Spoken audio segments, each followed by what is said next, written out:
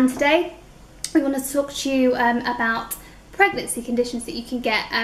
We didn't know anything about them at all, we were never told about them, and I got a couple of quite serious pregnancy conditions, and I wanted to talk to you about them because I wanted other people to know that with these conditions you still have a very healthy baby, because I was very concerned that something would go wrong. It's like a taboo subject, isn't it, some of the pregnancy conditions, because they're not really talked about. No. And no one really knows about them.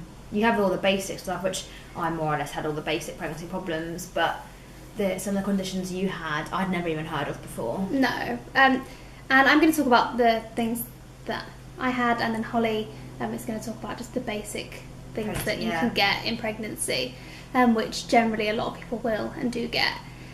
So the first thing that I found out that I had, I was 30 weeks and I had a little bit of an itchy tummy, and I just called the hospital and said, it's a bit itchy, it's probably nothing. It was really hot, it was like 30 degrees, it's probably just like a heat rash, and they said come in, have a blood test. So I went in really naively, had a blood test, and I was brought into a doctor's room the next day, and the doctor was like, okay, so you have this thing called OC, there is a risk of stillbirth. If you have any loss of movement or any bleeding, please let us know.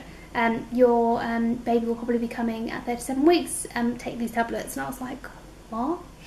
Like, what do you mean like stillbirth? Yeah. What do you mean the baby's coming early? Like, I've just come in, I've just got an itchy tummy, it's nothing.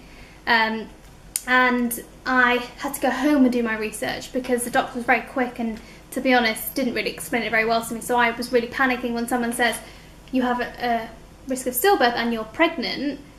That's horrific. So just to get the term correct, because I don't want to get it wrong, I'm going to actually read out what it says on Google. So OC, the actual term of it is obstetric cholestasis. And by the way, I've had to actually write that down because I can't say it. It's really hard to say. And what it is, it says it's an uncommon pregnancy condition that affects your liver and makes you feel itchy, sometimes intensely so. In the UK, it affects 1 in 140 mums to be, and it says it affects you more if you're of an Indian or Asian or Pakistani origin. Well, that's not true. And then it says we just still don't know what triggers OC, but it's generally down to the pregnancy. Hormone levels, or is it not anything to do with that? It says normally bile flows down a tube into your intestines. If you have OC, less bile flows into your intestines. This means bile acids, sometimes called bile salts, start to build up in your body, and I think that they go into your bloodstream and make you itchy, which is why I was itchy. It says here some experts think OC is caused by hormones. Your body may be sensitive to high levels of hormones, and this can affect how your liver works. This could explain why OC is more common in women expecting twins, because the hormone levels are higher. And it says the symptoms are itching, and it says here you have liver function tests to see how bad it's affecting your liver. So it affected mine quite badly, so it ended up resulting in him coming like earlier than he was supposed to. And then it says OC is unlikely to harm you. The itching can be uncomfortable, it's worse at night, but it affects your blood's ability to clot, which is very scary because I had a cesarean. So if your blood can't clot, then you can bleed out. So they ended up giving me sort of vitamin K, which clots your blood. And then it says, how does it affect the baby? Yeah. If you have OC, your baby is most likely to pass her first poo before she's born inside you, which can cause breathing problems. A paediatrician will be on hand to check your baby. But one of the main concerns with OC is that your baby may be born early. This could happen because the doctor thinks it's safer for your baby to be born early. Doctors think there is a small increased risk of stillbirth with women with OC. Which is basically why they tell you to have the baby at 37 weeks. I think that cases that they've looked into, babies that have been stillborn, have come sort of after 37 weeks. Didn't they give you injections to mature the lungs as Yeah, well? so obviously that's really scary. Now I know it's actually Quite. not that scary because I've been through it and the baby's absolutely fine, but at the time when I didn't know anything about it, I would go on Google and YouTube and I'd end up on these websites saying for babies that we've lost from OC and like all this Google horrible can be stuff. your worst nightmare. Like, I wish I would have come across a video like this. Just telling me that it's okay. Like, or what you end up going to hospital, they monitor you sort of every 2 days, which is great because, you know, although I just get a bit panicky, at least you get to see your baby's okay. And you have bloods every other, like, twice a week, which measure your levels. And they say over 40 can be quite dangerous. My levels came back. They'd start off at 8, and then I went to 20, and then they'd go down and up, and they ended up at 50. Oof. And they called me literally on Monday and were like, your baby's coming on Wednesday because we need to get him out now. And I think it was precaution. They were scared, they were worried, they didn't want to take a risk. So that's OC, and generally I just got very, very itchy at night all over my body. You can get that's the thing, there's a lot of people, you can get itchy Yeah. pregnancy, it can be nothing, Well, but it's always best. I think to I get it got checked. combined, I got a pregnancy rash with it, because with OC there's no rash. I had a rash all over my stomach. And I think I'm quite a hormonal person, like I'm very moody on my period, I get really heavy periods, so I feel like that might have contributed to it. And yeah, then the baby came early and then everything goes back to normal. It's really weird. I was like, I'm dying, everybody make a big deal out of me. And then when I had the baby I was like, what happens to me now? Like, nothing, bye. Nothing, fine. And genuinely it just goes away. But they said it will come back with the next pregnancy, which is not fun. At least you know what to expect this time. Yeah. Starts with a bit of a power cut. Let me go a bit further back. Yes. Oh, my head's not in it. Yeah, so that's OC. And throughout my pregnancy, obviously it was only the last 6 weeks. I got it at 30 weeks, the baby came at 36 weeks. I had to go through it all.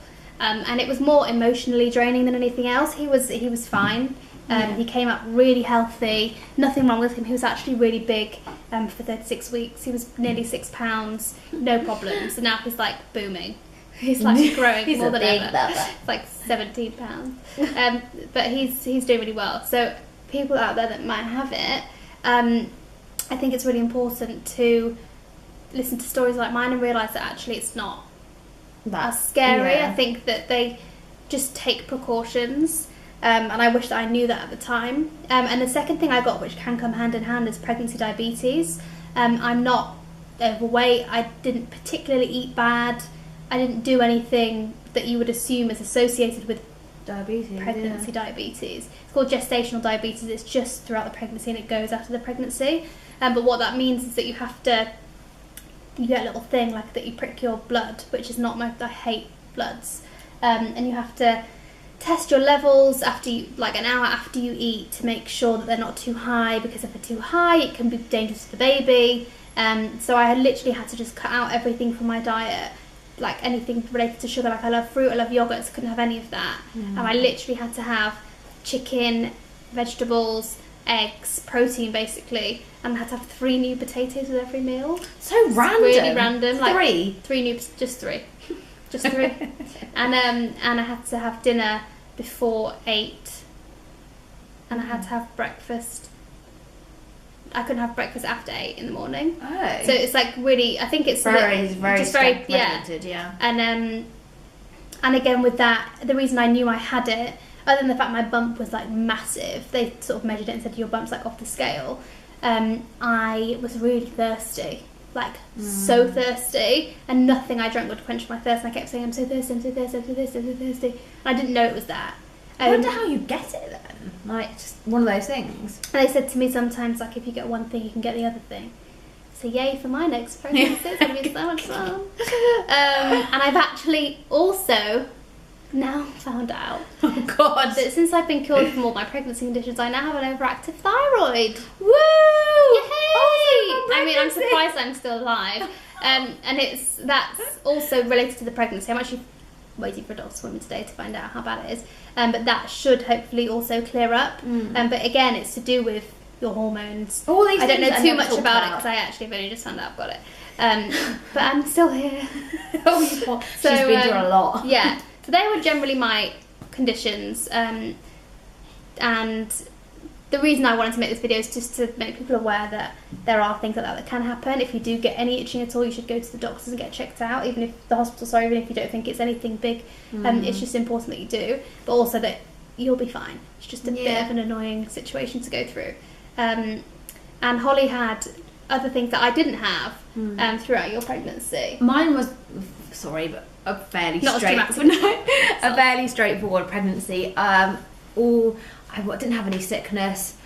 I had really bad sciatica, which is like trapped nerves, and like I think like it can be anywhere, but I had trapped nerves in like my pelvic area, like lower back and all down my legs. Like it's very painful. It's like you can't walk and you can't sleep. You had it really early. I had it really early. I had it at like 16 weeks, and you know, that doesn't tend to come until you're a bit more heavily pregnant because obviously the extra weight. So I did have it very early. I slept terribly. I could not sleep at all. I couldn't find a comfortable position ever. You used to be awake all night. I would literally be awake all night. And I also, I mean, Braxton Hicks talked about a lot. Not everyone gets them. You normally get them like further along into your pregnancy, the heavier you get. I actually started getting Braxton Hicks at 15 weeks. And you were so small as well. I was so small, and a lot of people get really freaked out on it because it does feel like you think it's a contraction.